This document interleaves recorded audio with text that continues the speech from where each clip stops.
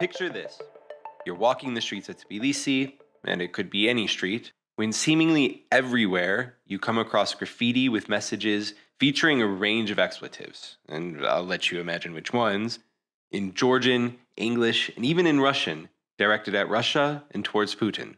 But despite this very visible anti-Russian sentiment, while exploring these streets, you notice alongside voices speaking in Georgian, voices speaking another language too, in Russian. And you hear a lot of these voices. Since Russia's invasion of Ukraine in February 2022, over 1.4 million Russian citizens have crossed Georgia's borders. That's more than a third of Georgia's entire population of less than 4 million people. While many were simply in transit, rough estimates suggest around 100,000 chose to stay and at least temporarily make Georgia their new home. Although Russian migrants can enter the country fairly easily without a visa, their reception has been, to put it lightly, mixed. Distrust and suspicion towards them among locals is rather high. But why? After all, aren't these migrants, in which many of whom claim to have left Russia because of the war in Ukraine and who claim not to support the Russian government, on Georgia's side? Welcome to the CRRC-Georgia Podcast.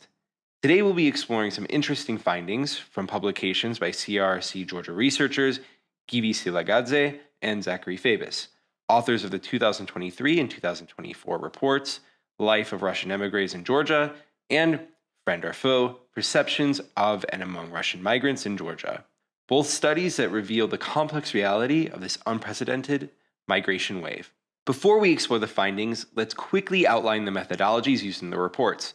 CRRC-Georgia conducted two separate but interconnected surveys. The first, conducted in spring 2023, interviewed approximately 1,000 Russian migrants who moved to Georgia after February 2022. So keep in mind, this sample is not representative of all Russian migrants, but rather serves as a kind of snapshot of those 1,000 migrants' experiences and perspectives living in Georgia. The second survey, focusing on Georgian attitudes, interviewed 1,278 Georgian speakers in October 2023 from across the country, making it nationally representative among Georgian language speakers. So who exactly are these Russian migrants?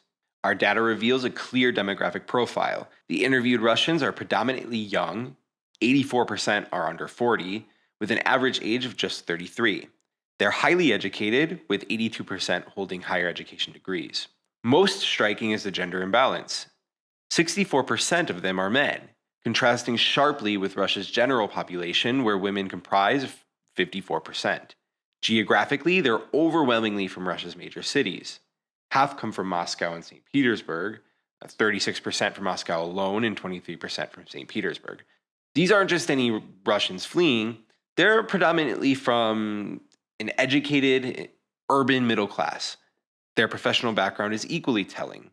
A remarkable 40% work in IT, confirming reports that Russia's tech sector has been hemorrhaging talent. This concentration of skilled workers has significant implications for both countries, possibly representative of a larger brain drain for Russia and a potential economic boost for Georgia.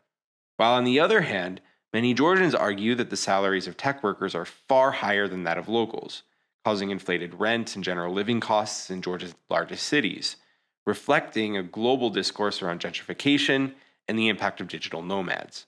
Most of the Russian migrants surveyed have settled in Georgia's urban centers, with 80% residing in Tbilisi and 15% in Batumi. Within Tbilisi, they're concentrated in certain districts as well, 35% in Sabortalo, 12% in Tatsminda, and 11% in Vakhe and Isani. Their motivations for leaving Russia paint a picture of political refugees more than economic migrants.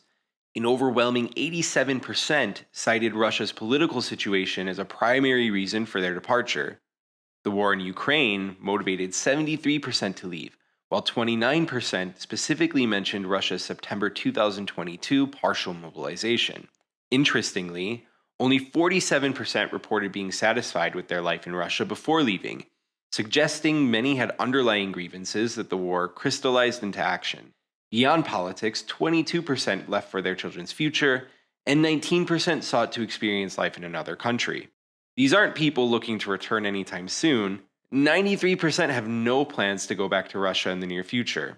However, they maintain strong connections to home, with 77% communicating with friends and family in Russia at least weekly, and 20% having made temporary return visits.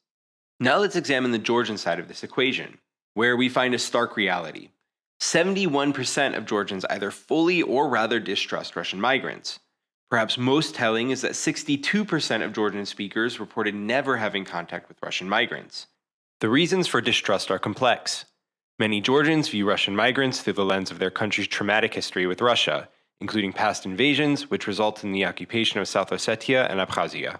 Young Georgians, in particular, frame Russia as a colonial power, making them understandably skeptical of Russian migrants, regardless of their individual political views. Economic grievances compound the political ones. As mentioned prior, many Georgians believe Russian migrants working remotely for Russian companies with salaries that dwarf local wages are driving up living costs. Additionally, the linguistic segregation is visible throughout the capital. Russian-owned cafes, restaurants, and art studios cater primarily to Russian-speaking clientele, while some Georgian businesses have even gone to ban use of the Russian language in their spaces entirely. It's as if two cities exist in the same space, one Georgian-speaking, one Russian-speaking, with minimal overlap. According to our research, paradoxically, those most likely to interact with Russian migrants, young, educated urban Georgians, show nearly as much distrust as older generations, differing by only 1 percentage point. This suggests that exposure isn't bridging the divide as social theory typically suggests. Here's where our story takes an interesting turn. Among Russian migrants, we find a completely different take on their somewhat reluctant hosts. A remarkable 98% expressed positive feelings towards Georgia, and 91% reported trusting Georgians, creating a stark asymmetry where the distrusted group actually trusts the other. This trust isn't just blind optimism. Despite 32% reporting experiences of discrimination due to being Russian, 89% report feeling physically safe in Georgia, and 78% are satisfied with their lives here. This suggests that Russian migrants either don't fully grasp the extent of Georgian distrust or are deeply insulated from it by their largely Russian-speaking social circles. The political alignment should theoretically create common ground. Among our respondents, 72% disapprove of Putin, 94% believe Russia isn't democratic at all, and 79% evaluate opposition leader Alexei Navalny positively. They overwhelmingly support Western institutions. 93% have positive feelings towards Ukraine, 92% toward the EU, 84% towards the US, and 77% toward NATO.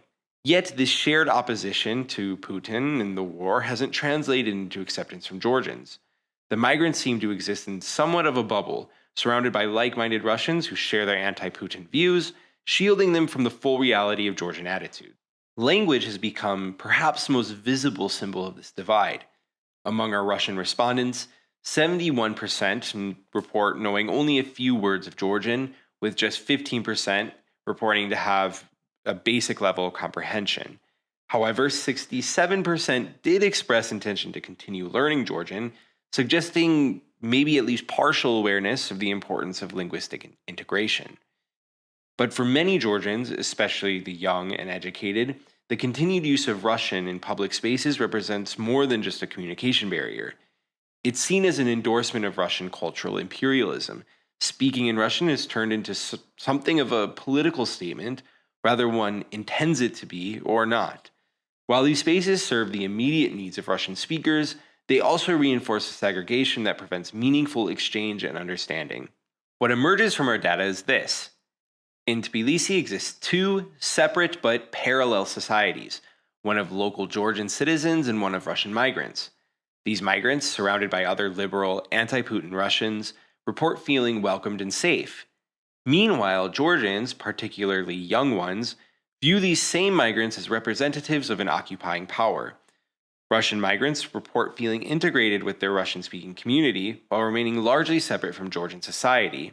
The irony is that this Russian bubble, while providing comfort and safety, also prevents the kind of meaningful interaction that might begin to bridge the trust gap. Half of the Russian respondents reported that they plan to stay in Georgia for more than a year, with 25% still undecided about the duration of their stay. This suggests a significant long-term Russian presence that will require addressing these challenges.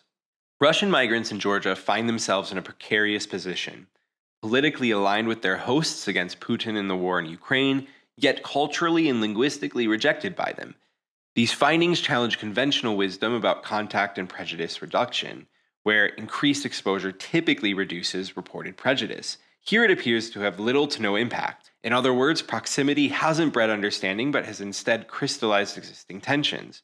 The framing of Russia as a colonial power, a logical one given Georgia's history, makes individual Russians guilty by association, regardless of their personal political stance.